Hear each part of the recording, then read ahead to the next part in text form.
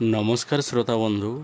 आज आसतु शुणा से पुराणा साहित्य बही आउ एक कवितार नाम है कहबी कथाटी। एठारे कवयत्री कुंतला कुमारी सावत आम उत्कल माटीर गौरव गाथा विषय वर्णना करिसंती। एही कविताटी भारत स्वाधीनता पूर्वर लेखा जाइथिला। देश पराधीन पूर्वर लोकमानकर मनरे जातीयता बोध को हृदयंगम कराइबाकु जाई नारी कवि डॉक्टर कुंतला कुमारी सावत एही कविताटी रचना करिसंती। वास्तव में कुंतला कुमारी जड़े डाक्तर थिले।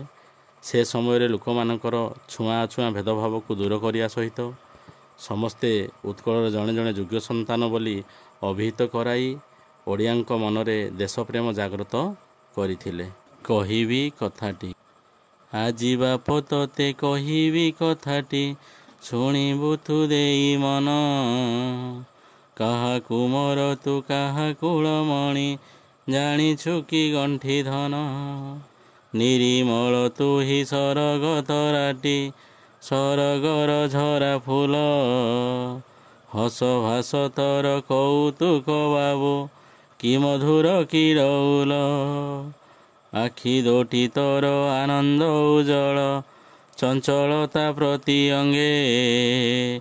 स्नेह शोधा बला लवणी पितुला खेलु खेल नाना रंगे। धूली माटी घेनी कि सुंदर तुही गढ़ी बसु नाना जाति। पशु पक्षी जीव देवता देउल संगी संगे हर्षे माती।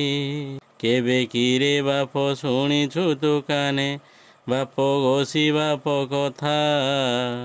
केते से महत करम साधिले भाड़िले हजीव चेता। बाप दादी तोर थिले अति बड़ रखी जाइछंती नाम। मंदिर तोलाई पोखरी खोलाई गढ़ी नाना तीर्थ धाम।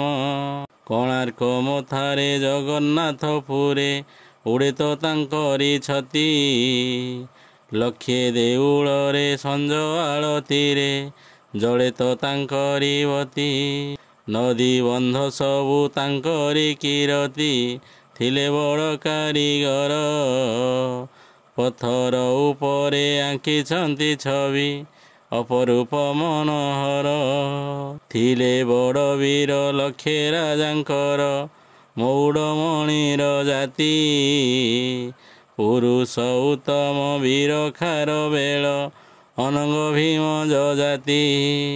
महा महाराजा महा महारथी थिले तोर बाप जेजे। किए सरी हेब गुण ज्ञाने तांकु किए सरी हेब तेजे। ओडिया बोली तु मने गर्व बही चालरे टेकी तो मथा। नीति मने मने गुणी हेउथा पूर्व पुरुषंक कथा। भंज जगन्नाथ सामंत सिंहार सारलादि कवि कुल। तो पूर्व पुरुष तांको संतान तु एकथा मनु न भूल एकथा मनु न भूल।